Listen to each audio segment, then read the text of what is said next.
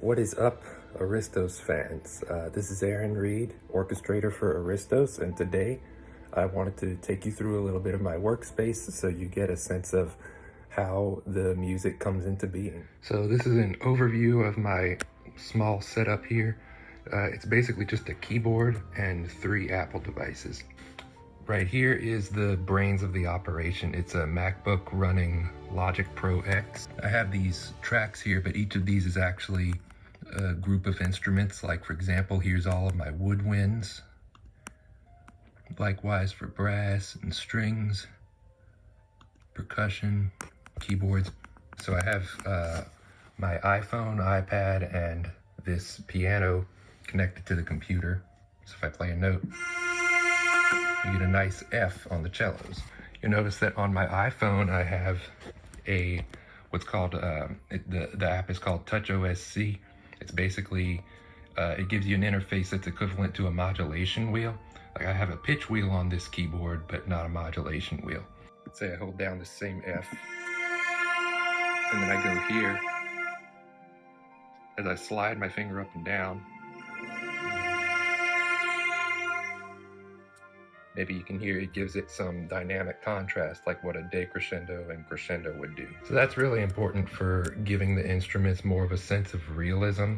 I also have sliders for vibrato down here, and what's called expression, which is basically overall volume of the instrument. As to what I'm looking at when I'm doing all of this, it depends. Sometimes I just write something out on staff paper, but this time I actually printed up a transcription of a piano sketch that I did of this piece. It's actually Interlude II. I'm in the process of orchestrating it. And what I've done here is written in some chords, made some notes about what instruments, like here I add the solo violin, I gave that to the woodwinds. Probably the most important markup here is the rehearsal marks, which behind here I have Muse's libretto, and I've put corresponding rehearsal marks in there to sort of guide myself as to what needs to happen when. Over here on my iPad, I have key switches set up. Now these actually map to notes that are off the end of the piano keyboard, like C-1 or C-2. But these correspond to playing techniques for each of the instruments, and I have groups for woodwinds, brass, percussion, timpani. But for strings here, for example, if I hit legato,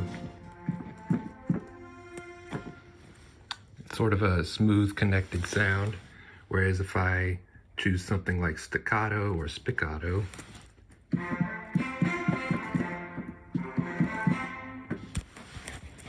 it's disconnected, or even pizzicato, that is a plucked technique. This is important so that I can switch techniques in the middle of a piece. Like, say that I want one passage played legato and then immediately switch to pizzicato or tremolo or something like that. All I have to do is be recording and hit one of these, and that will, and that'll take me to that technique. And so I listen to all this in general through headphones, which are pretty important for the process. Like, you want good quality headphones when you're doing orchestral mock-ups especially. But for now, I'll let you hear sort of what it sounds like in real time, just coming through the computer speakers. So this is a snippet of Interlude II.